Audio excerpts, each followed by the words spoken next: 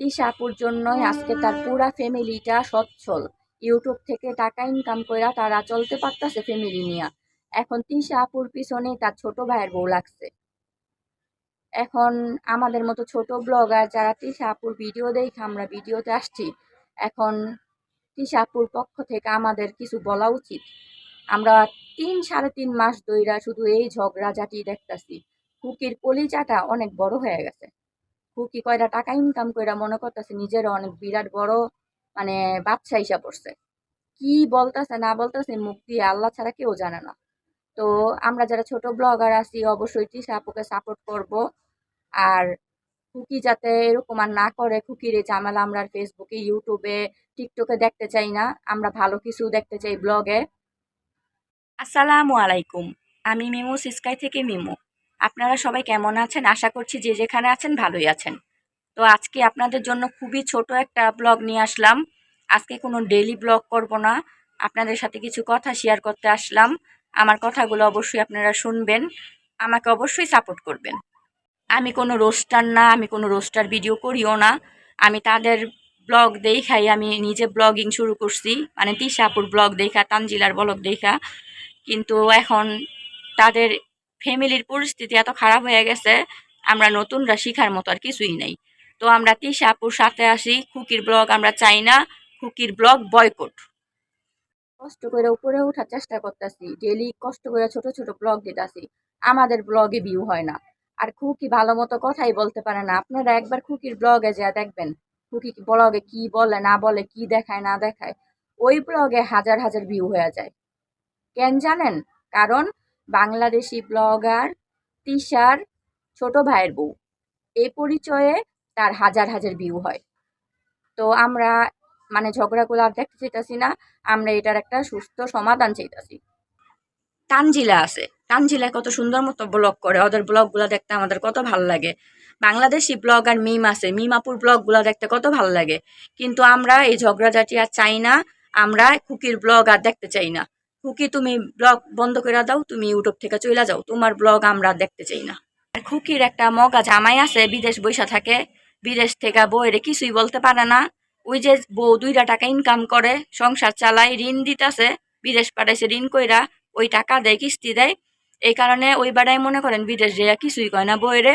বই নেগো যে বইয়ে এত কিছু করতেছে, বই মানে বইয়ের কোনো কন্ট্রোল করতে পারতেছে না সে।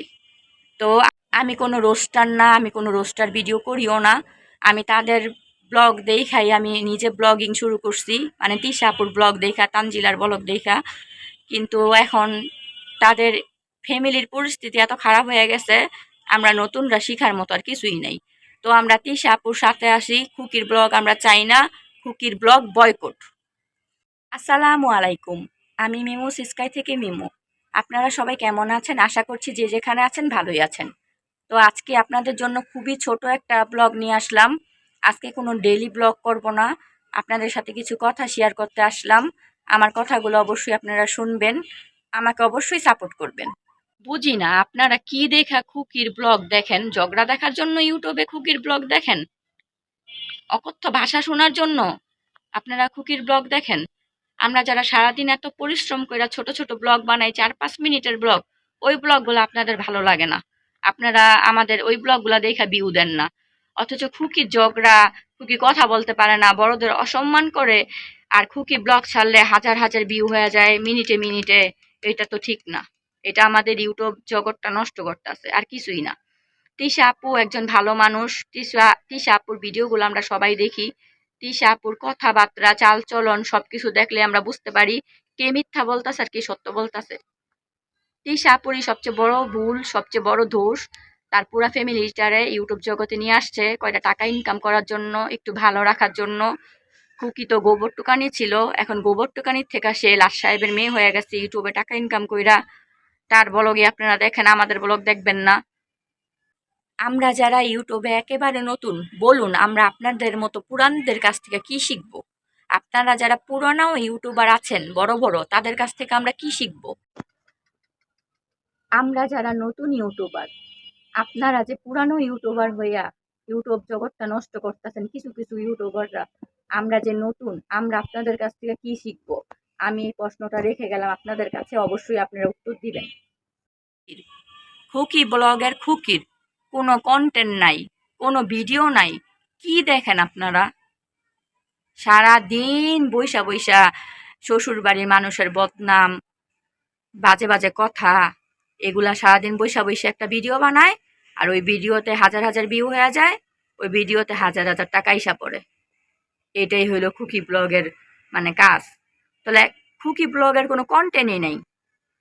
আমরা যারা ডেইলি ব্লগ বানাই, ছোট ছোট রান্না বাড়া, ঘর গোছানোর কাজকর্ম করি, আমরা তো তাও কষ্ট করে ভিডিও বানাই। আর খুকির কোনো কাজ নাই, শুধু ক্যামেরার সামনে আইসা বক বক করে টাকা ইনকাম করে নেওয়া যায়। আপনার আমি তিশা আপুকে সাপোর্ট করার জন্য ভিডিওটা বানাইছি। আমরা যারা নতুন, অবশ্যই পুরানো এই আপুটাকে সাপোর্ট করা উচিত। সে পারতাছে না, তার পুরা ফ্যামিলি খুকির সাথে পারতাছে না। কিসে পারতাছে না বলুন তো? মুখের ব্যবহারে আর ভাষায় পারতাছে না। ইচ্ছা করলে তার অনেক কিছুই করতে পারে, কিন্তু ছোট ভাইয়ের বউ দেখা কিছুই করতেছে না, খালি ভিডিওতে উত্তর দিতেছে। আর আমরা বিরক্ত হয়ে যেতেছি এই ঝগড়ায়। আজকে 4 মাস, 3.5-4 মাস ধরে একই কাহিনী হইতেছে। ভাই, আমরা পরিশ্রম করি, আমরা সংসারের কাজ করার সাথে সাথে ভিডিও করি, আর ভিডিও করার জন্য সংসারের কাজ করতে করতে অনেক লেট হয়ে যায়। ভিডিওর জন্য পরিশ্রম কইরা 4-5 মিনিটের একটা ভিডিও বানাই, আর খুকি আসে ভিডিওতে বইসা বক বক করে, হাজার হাজার ভিউ হয়, হাজার হাজার টাকা ইনকাম করে, আর আপনারা সে খুকির ভিডিওই দেখেন। আমাদেরকে ভালো লাগে না।